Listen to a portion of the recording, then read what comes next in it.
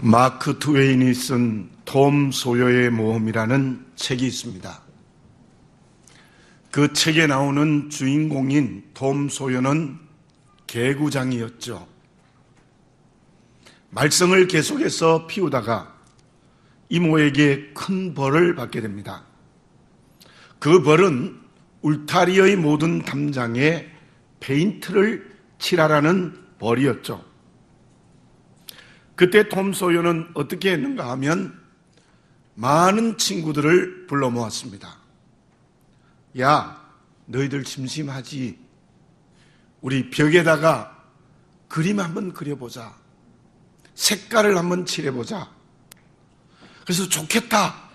다 친구들을 동원해서 페인트 칠을 하는데 친구들에게 돈을 받고 칠하게 하는 겁니다. 그래서 얼마의 시간이 지나지 않아서 톰 소여는 많은 돈을 받고 그 페인트 칠 전부를 쉽게 해버립니다. 반대로 한번 상상을 해봅시다.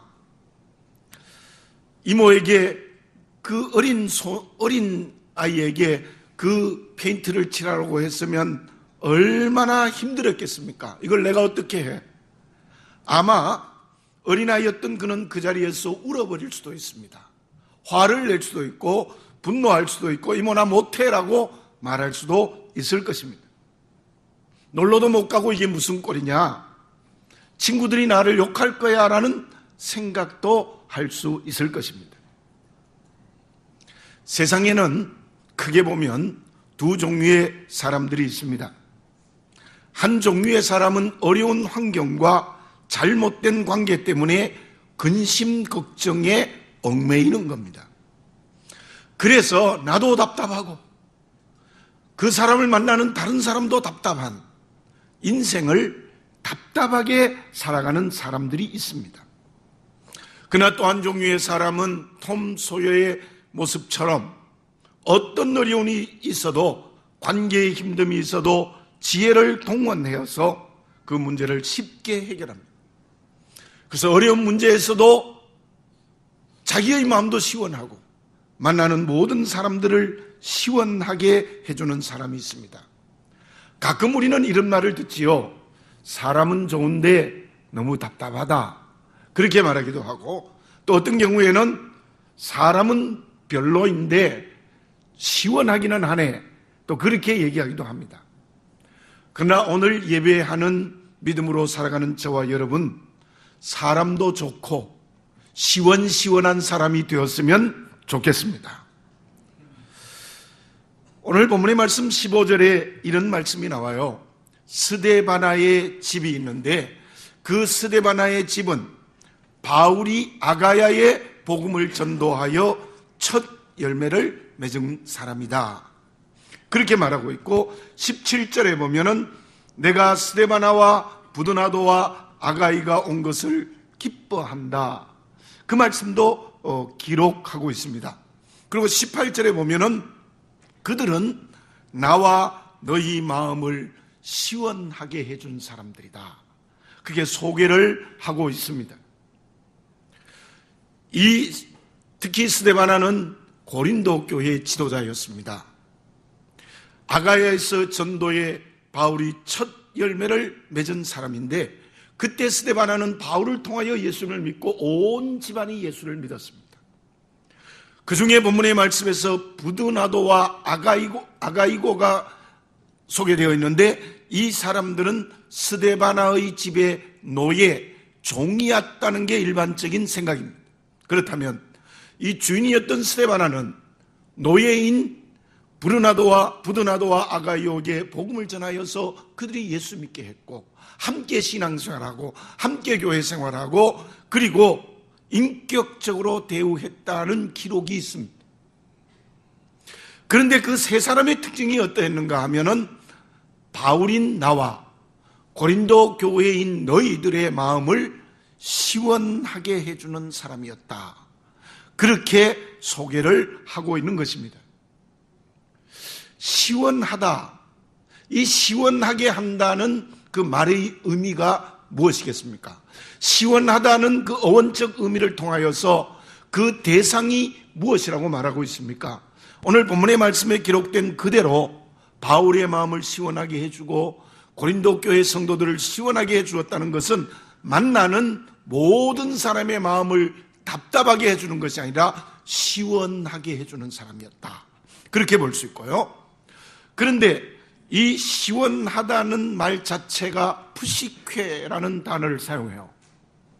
이것은 무슨 뜻이 있는가 하면 영혼이라는 의미가 있거든요. 그렇다면 여기에 시원하다는 것은 만나는 사람들에게 하나님과의 관계를 열어젖혀주는 사람이라 그렇게 해석을 할 수 있다는 거예요. 다시 말씀드리면 오늘 본문의 말씀에서 마음을 시원하게 해준다는 것은 사람과의 관계도 시원하게 해주고 열어주고 하나님과의 관계도 닫힌 것이 아니라 환하게 열어주는 사람이 마음을 시원하게 하는 사람이라 그렇게 말할 수 있어요. 마태복음 25장에 보면은 달란트 비유가 있죠. 주인이 먼 나라에 가면서 재산을 나누어 줍니다. 5달란트, 2달란트, 1달란트. 그렇게 나누어 주는데 5달란트와 2달란트 받았던 사람은 어떻게 했습니까? 주인의 말씀에 순종해서 열심히 장사해서 배나 남겼습니다. 근데 1달란트 받았던 사람은 어떻게 했습니까? 그 주인의 재산을 땅에 감추어 두었던 거죠. 주인이 왔을 때 어떻게 했습니까? 5달란트와 2달란트 받았던 사람에게는 크게 칭찬합니다. 내가 지극히 작은 일에 충성하였으니 많은 것을 내게 맡기겠다. 그렇게 얘기했어요. 근데 1달란트 받았던 사람은 땅에 감추었던 것을 내어놓았다가 호되게 야단을 맞습니다. 그것을 빼앗아서 저 10달란트 있는 자에게 주라. 빼앗기고요. 그뿐이 아닙니다. 바깥 어두운 데 내어 쫓으라. 거기서 슬피 울며 이를 갈미 있으리라 그랬어요. 자, 그 두 종류의 사람에서 무엇을 볼 수 있습니까? 5달란트, 2달란트 받았던 사람은 주인의 마음을 시원하게 해주는 사람. 얼마나 마음에 들었으면 그 주인이 그렇게 크게 칭찬했겠습니까? 그러나 1달란트 받았던 사람은 주인의 마음을 답답하게 하는 사람이었어요. 얼마나 답답했으면 저 바깥 어두운 데 내어 쫓으라. 거기서 슬피 울며 이를 갈미 있으리라고 말했겠습니까? 우리는 이 말씀에서 또 한 가지 알 수 있는 것은 짐작할 수 있습니다. 분명한 것은요, 5달란트, 2달란트 받았던 사람은 장사를 잘했잖아요. 열심히 이익을 남겼잖아요. 그러면 만나는 사람과의 관계도 시원한 관계였을 거예요. 그러나 요 1달란트 받았던 땅에 감춰뒀다 이 말은 고정관념이 관나니까 그 친구도 없었을 것 같아요. 마음이 다 다친 사람이에요. 사랑하는 교우 여러분들, 우리는 하나님을 믿고 살아가는 그리스도인입니다. 스데바나와 부도나도와 아가이고와 같은 사람, 5달란트와 2달란트 받은 사람 같은 내가 만나는 모든 사람에게 하나님과의 관계를 열어주고 또 사람과의 관계도 환하게 열어주는 마음을 시원하게 하는 사람이 되어져야 될 줄로 믿습니다.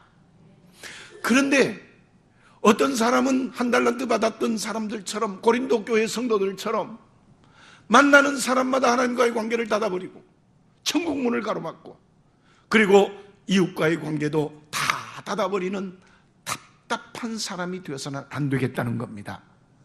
우리가 이제 구정이 며칠 남지 않았는데 가족과도 만나서 가족들의 마음을 시원하게 하는 사람이 되시기를 바랍니다. 제가 오니 또 답답하다 그러지 말고 제가 오니까 마음이 시원하다 이런 사람이 우리 예수 믿는 사람이 되어야 되지 않겠어요?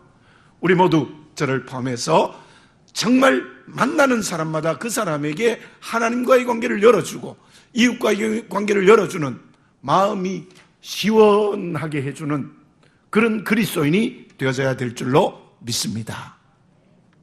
그러면 상대방의 마음을 시원하게 해주는 사람은 어떤 사람일까요?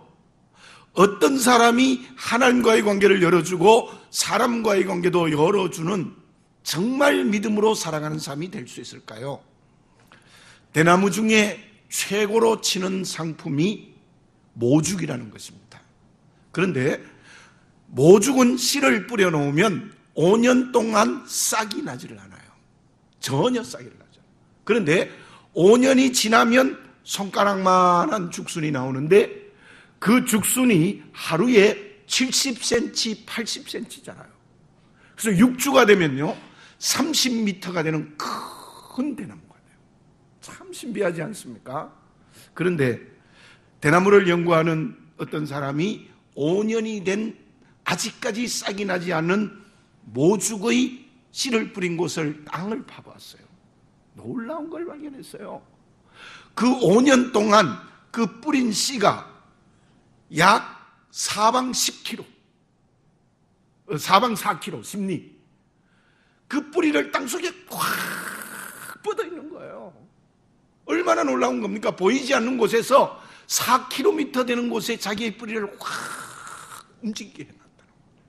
대단하죠. 그러니 그 힘이 하루에 60cm, 70cm, 6주가 되면 30m의 큰 대나무를 만드는 힘이었다고 합니다. 무슨 말입니까? 뿌리가 튼튼한 거예요. 뿌리가. 보이지 않는 뿌리가 대단한 거죠. 그래서 그렇게 큰 대나무를 만드는 겁니다. 제가 결론부터 말씀드릴게요. 마음을 시원하게 해주는 사람은 어떤 사람이냐? 그 사람의 뿌리, 근간이 튼튼한 사람이에요. 보이지 않는 뿌리가 튼튼한 사람입니다. 오늘 13절의 말씀을 읽어볼게요. 깨어 믿음에 굳게 서서 남자답게 강건하라. 이런 권면을 바울이 이 고린도전서 마지막에 권면하고 있는데요. 여기에서 깨어라는 말은 한 번 깨어 있는 게 아니에요. 자다가 깨다가 자다가 깨다가 이런 게 아니에요. 계속해서 지속적으로 깨어 있는 사람이에요. 그리고 남자답게 강건하라는 말은 그 말씀 그대로 이해해도 좋아요. 여성의 특징은 성경 말씀에도 부드러움이에요. 예술품으로 하나님 만들었기 때문에 부드러움이고, 남자의 특징은 강건함이에요. 여러분들 한번 상상해 보세요. 보디빌딩 하는 남자들이 막 나와서 이렇게 하는 거 보잖아요. TV 같은 데서. 여러분들 그게 남자예요. 남자는 강건해야 돼요. 튼튼해야 돼요. 건강의 미가 넘쳐야 돼요. 요즘 얘기하는 꽃미남은 하나님이 창조한 남자의 모습이 아니에요. 튼튼해야, 강건해야 된다는 거죠.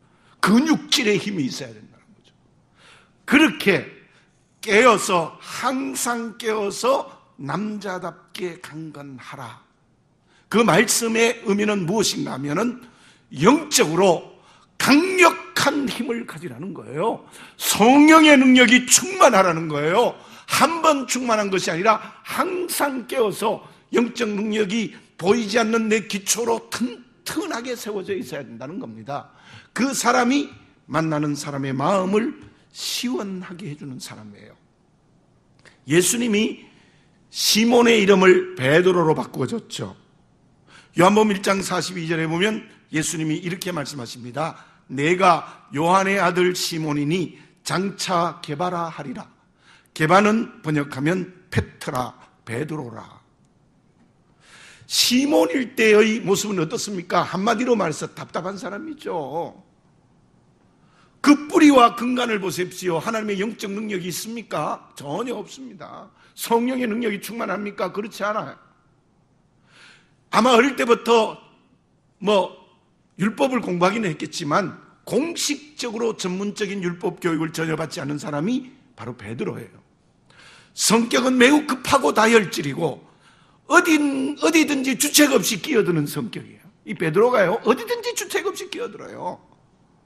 그리고 갈리바다의 어부였어요. 부자였는지는 모르지만 별 볼일 없는 촌부입니다. 왜 그래요? 그 시몬일 때의 베드로는 바로 영적인 능력이 그 뿌리에 없었어요.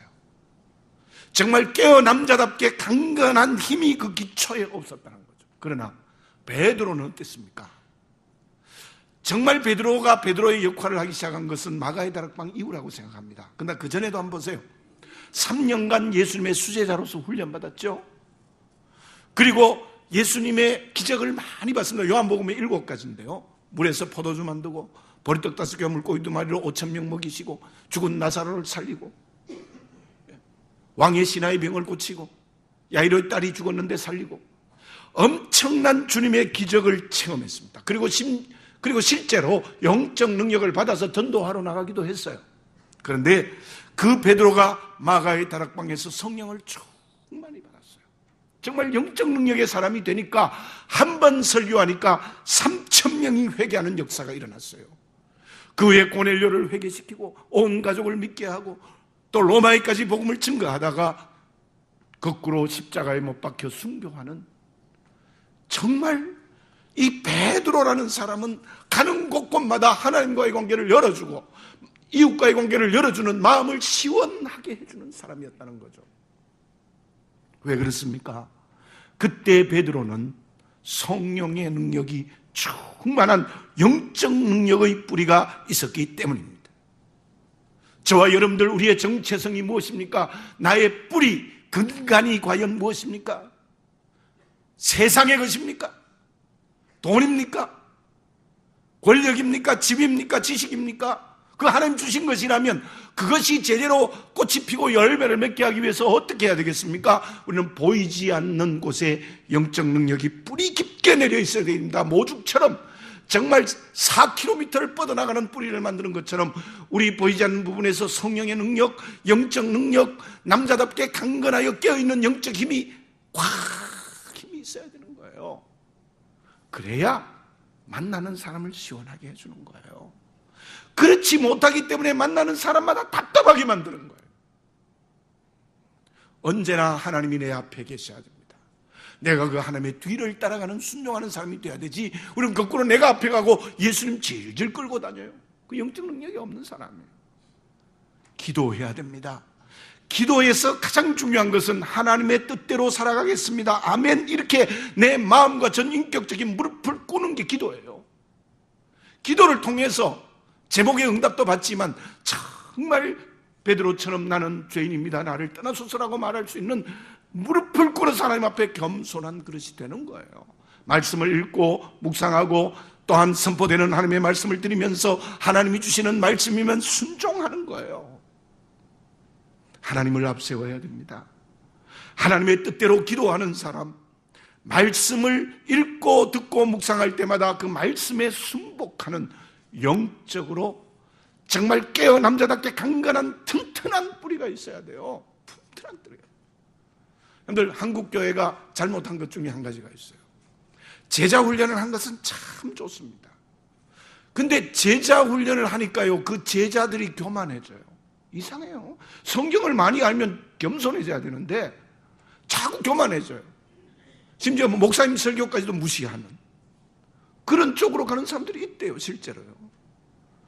우리가 말씀으로 많이 제자로 훈련받으면 더 겸손해져야 되는데 이게 전부 자기의 지식으로 콱 뿌리가 차서 겸손을 잃어버린 거예요. 저와 여러분, 정말 하나님이 내 앞서가야 되고 하나님의 뜻대로 해야 되고 말씀이 그대로 어떤 일이도 순종해야 되는 거죠. 지난 월요일 화요일에 대전에서 우리 노회의 그 중장기발전위원회의 모임이 있었습니다. 1박 2일 동안 잠도 자지 못하고 계속 기도하고 토의반 했어요. 저는 정말 정치를 지금껏 한 번도 해본 적이 없는데 저를 6개 부서 중에 영성분과위원장을 맡겼어요. 그래서 우리가 여러 가지 의논을 하지만 결국 무엇인가 하면 한국교회가 이대로는 안 된다. 한국교회가 이대로는 안 된다. 어떻게 해야 되겠느냐? 우리 노회가 먼저 정신을 차려야 되는데 많은 이야기 가운데 우리가 하나의 얘기가 뭐냐 하면 노회나 총회가 무엇입니까? 여러분들 모르시는 분도 계실 텐데 노회나 총회는 우리 교회가 상회비를 바치는 가지고 운영하는 거예요. 운영하는 거예요. 우리 교회도요 상당히 많은 액수를 상회비로 내요. 근데 그 헌금을 가지고 노회가 어떻게 사용하느냐는 거죠. 어떻게 사용하느냐는 거죠. 한마디로 말하면 정치적으로 사용한다. 나쁜 의미의 정치적. 부서가 어떤 일을 할 때 나눠 먹기식에 한다는 거. 너 하나 이거 주면 나도 이거 하나자. 정치가 그렇대요. 기브 앤 테이크로. 뭐 사업하는 사람은 기본인 테이크가 되고 윈윈을 하면 좋을지 몰라요. 그러나 우리 노예는 그러면 안 되거든요. 정말 교회를 사랑하는, 교회가 바르게 세워지기 위해서 해야 되는데 그걸 정치적으로 해서 되겠느냐? 탈정치화해야 된다는 얘기를 많이 했습니다. 우리 노예가 자꾸 정치적으로 움직이는데 그러지 말고 탈정치와 정치에서 벗어나야 된다. 정말 교회를 사랑하는 노예가 돼야 된다는 거예요. 무슨 말인가 하면 그러기 위해서 무엇을 해야 되느냐? 영성훈련을 해야 된다. 그게 제일 맡은 거예요. 영성훈련을 해야 된다. 그래서 우리가 노예에서는 앞으로 저희들이 백서가 나가서 사월 노예 나가서 통과되면 이제 뭐 제일 첫째 하는 게 미자립교회 목회자를 훈련하는 거예요.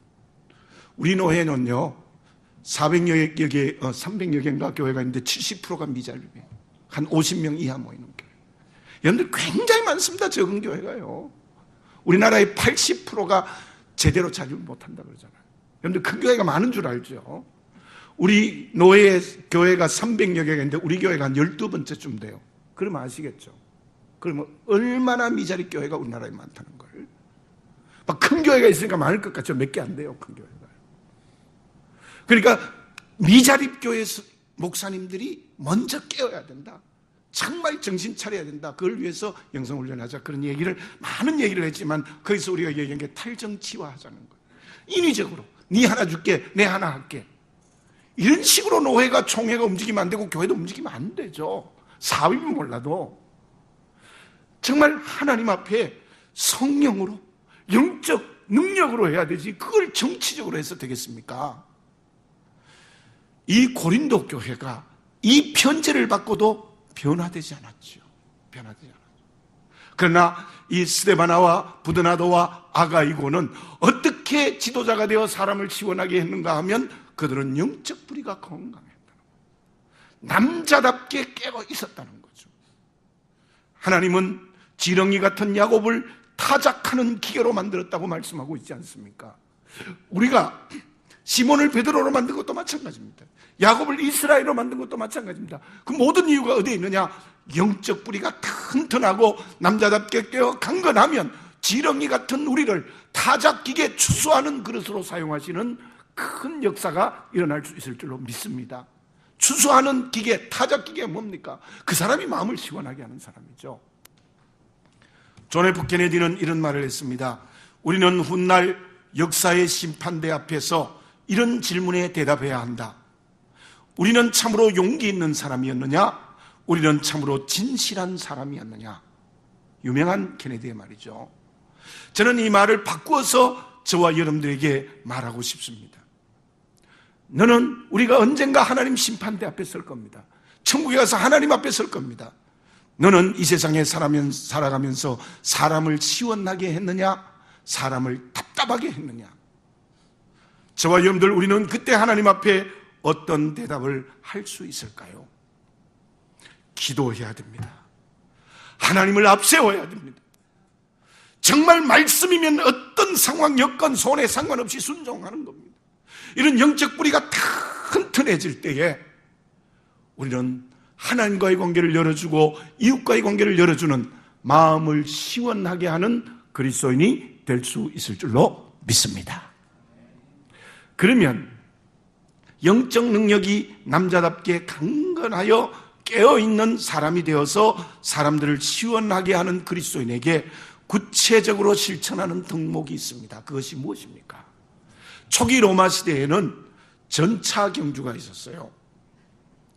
네 마리 나란히 서서 하나의 전차를 끌고 가는 경주입니다. 제가 직접 그 유적지를 가보았는데요, 크지 않아요. 타원형으로 조그만해요. 그렇게 크지 않아요. 학교, 시골교회 운동장만 해요. 그런데 배너라는 영화에 보면 그게 나오는데, 배너가 네 말에게 이런 말을 하죠. 맨 바깥에 있는 말에게 이런 얘기를 합니다. 너는 가장 많이 뛰어야 한다. 그러니 지속력이 있어야 된다는 말을 하고요. 그 다음에 가운데 있는 두 말에는 이렇게 얘기합니다. 양쪽 말과 떨어지지 않아야 되고 균형을 지켜야 된다. 너는 조화와 균형의 능력이 있어야 된다. 이런 말을 하고, 그 다음 제일 안쪽에 있는 말에게는 너는 속도를 조절해야 된다. 속도를 줄이면 줄여야 되고 속도를 가속을 붙이면 속도를 내야 된다. 조절을 하는 능력이 있어야 된다는 말을 하죠. 그리고 직선 코스에 오거든 함께 신나게 열심히 뛰어라. 그렇게 배너가 내 말에게 얘기하지 않습니까? 저는 그 영화에서 그 말을 들으면서 이런 생각이 들었어요. 이 배너가 하는 말은 교회 공동체하고 너무 비슷하다. 물론 가정이나 직장이나 사업이나 이 세상의 사람의 공동체도 그래야 되겠지만 특별히 교회 공동체가 그래야 되겠다. 왜냐하면 교회 공동체는 그리스도의 몸으로서 은사 공동체거든요. 각각 다른 일, 어떤 사람은 마치 지속력이 있어야 되고 균형 감각이 어떤 사람이 있어야 되고 어떤 사람은 조정 능력이 있어야 되고 또 함께 달릴 때는 함께 은사를 가지고 열심히 달려야 되는 그런 은사 공동체다. 그런데 그 그리스도의 몸을 세우는 은사 공동체로서의 교회 공동체가 되기 위해서 어떤 덕목이 필요하겠습니까? 제가 14절을 읽습니다. 너희 모든 일을 무엇으로 행하라? 사랑으로 행하라. 너희 모든 일을 사랑으로 행하라. 여기에서 사랑으로 행하라는 말의 의미, 사랑으로 행하라는 말은 사랑을 가져라는 말이 아닙니다. 사랑 안에서 행동하라. 이것은 사랑을 가지고 내가 가지고 하는 것이 아니라 사랑이라는 범위 내에서 행하라라는 그런 의미예요. 엔 그리스도 안에서라는 말처럼 바로 사랑 안에서 행하라라는 거예요. 바로 그 사랑이 조화를 이룰 수 있다는 거예요. 여러분들 정말 우리들이 마음을 시원하게 해주는 영적 능력이 충만한 사람은 실제적으로 사랑 안에서 행하는 사람이에요. 다른 것 안에 있으면 안 돼요. 자기 욕심 안에 있고 인위적인 능력 앞에 있고 눈은 눈으로 갚고 이는 이로 갚아야 되는 곳에 있고 내 이익 안에 있으면 절대로 이거 안 되는 거예요. 우리가 상대방의 마음을 시원하게 해주는 영적 능력이 충만하다는 것은 사랑 안에 있어야 돼요. 내가 사랑 안에 있어야 돼요. 갈라디아서 5장에 보면은 성령의 9가지 열매 중에 첫 번째 열매가 무엇입니까? 사랑이에요. 사랑의 덕목 없이는 상대방의 마음을 시원하게 해줄 수 없어요. 제가 15절을 읽습니다. 형제들아, 스데바나의 집은 곧 아가야의 첫 열매요 또 성도 섬기기로 작정한 줄을 너희가 아는지라. 이 성도를 잘 섬겼어요. 그래서 성도 발밑에 있었다는 거죠. 성도 앞에 군림하는 것이 아니라 늘 이 스데바나의 집은 성도를 섬겼다는 거예요. 그리고 16절을 읽습니다. 이 같은 사람들과 또 함께 일하며 수고하는 모든 사람들에게 순종하라. 이게 함께 일하며 수고하는 사람, 이게 스데바나의 집이에요. 함께 일해요. 함께. 혼자 하는 것이 아니라 함께 일하고 또 열심히 수고해요. 아무 말 없이 수고해요. 그리고 더 중요한 말씀이 17절에 있습니다. 내가 스데바나와 부드나도와 아가이가가 온 것을 기뻐하노니 그들이 너희의 부족한 것을 채웠습니다. 이들이 고린도 교회에 와서 너희들의 부족한 것을 다 채워주었다. 여기에 부족한 것을 채워주었다는 의미는, 첫째 의미는 물질적으로 어려운 교우들을 도와주었다는 거예요. 물질적으로 가난한 것을 도와주었다는 의미이고, 또 하나는 믿음이 부족한 사람에게는 믿음을 채워주었다는 거예요. 물질이 필요하면 물질을 채워주고, 믿음이 필요하면 믿음을 채워주는 부족한 것을 채워주었다는 거예요. 정말 이 스데바나의 집은 사랑 안에서 성도를 섬기고 함께 일하고 열심히 말없이 수고하고 그리고 부족한 점을 채워주는 사람이었다는 거죠. 우리 교회는 그런 일이 없으리라 생각합니다.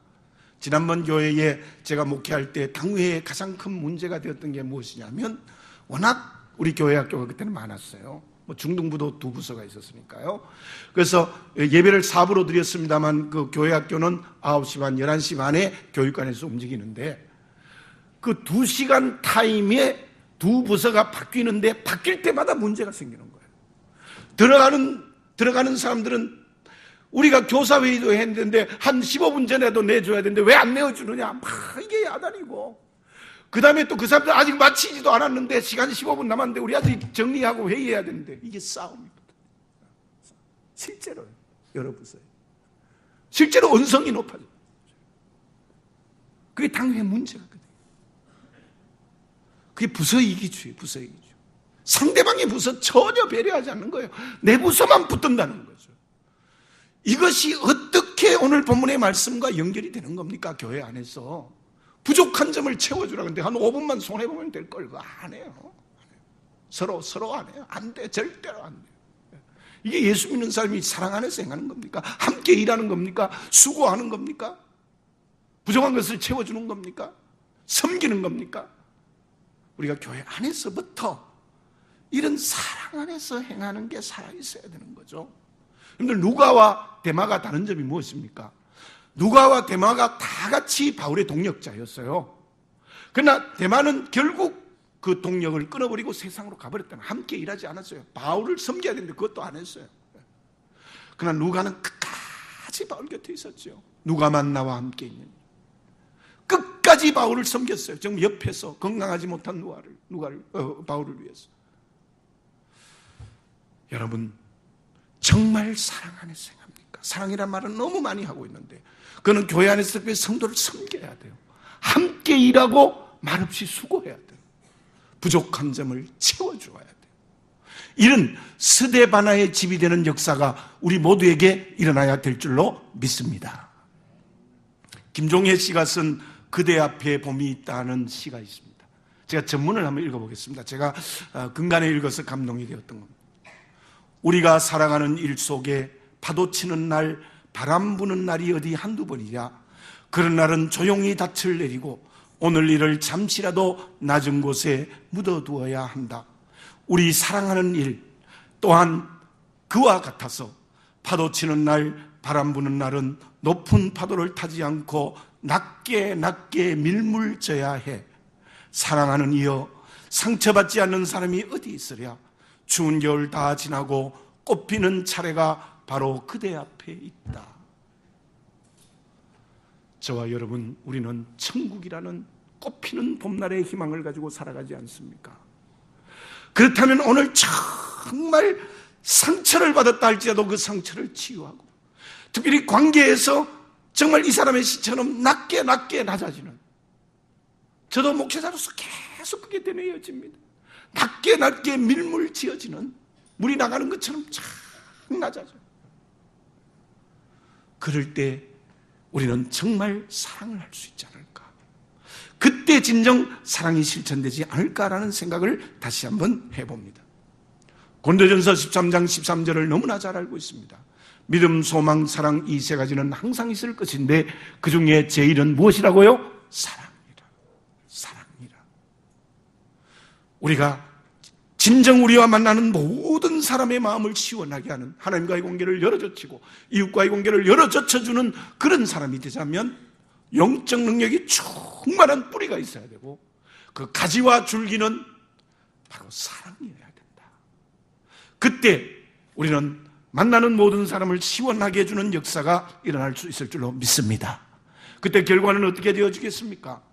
제가 앞에서 지렁이 같은 야곱을 타작기계로 만들어줬다고 한 이사야의 말씀을 인용했는데요, 정말 우리가 마음을 시원하게 해주면 그곳에 구원의 역사가 일어나고, 그곳에 추수의 열매가 일어나고, 그곳에 하나님의 나라가 확장되는 역사가 일어날 수 있을 줄로 믿습니다.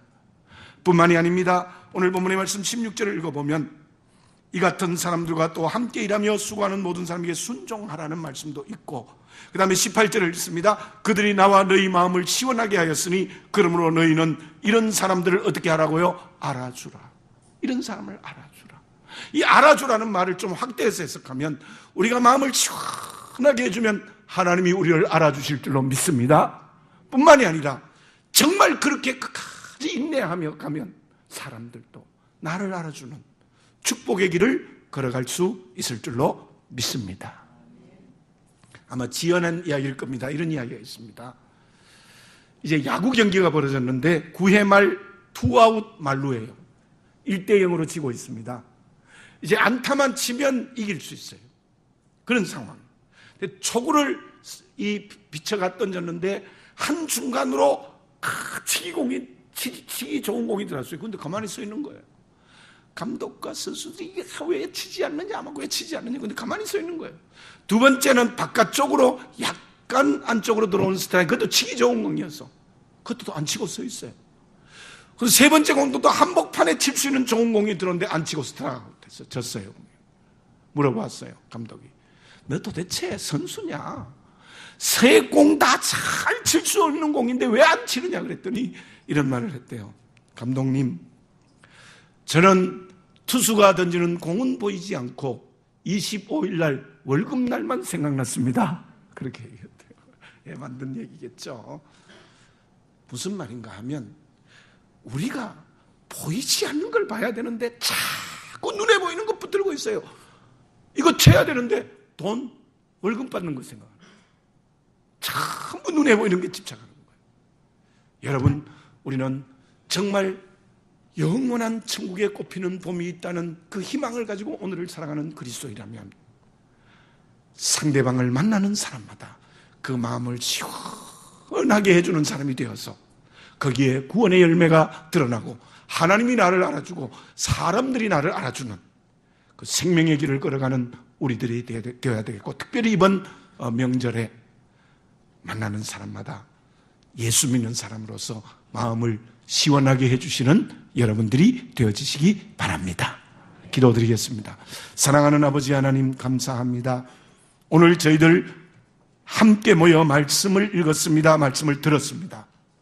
우리가 마음을 답답하게 해주고 있지 않습니까? 상대방이 천국 가는 길을 가로막고, 그리고 참 사람과의 관계도 가로막아 버린 우리의 모습이 아닙니까? 영적 능력이 살아있고 사랑 안에서 행하여서 우리가 만나는 모든 사람과의 하나님과의 관계를 열어주고 이웃 관계를 열어주는 마음을 시원하게 해주는 그리스도인이 되게 해 주시옵소서.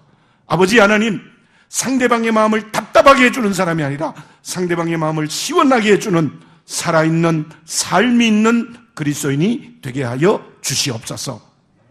예수님의 이름으로 기도드립니다. 아멘.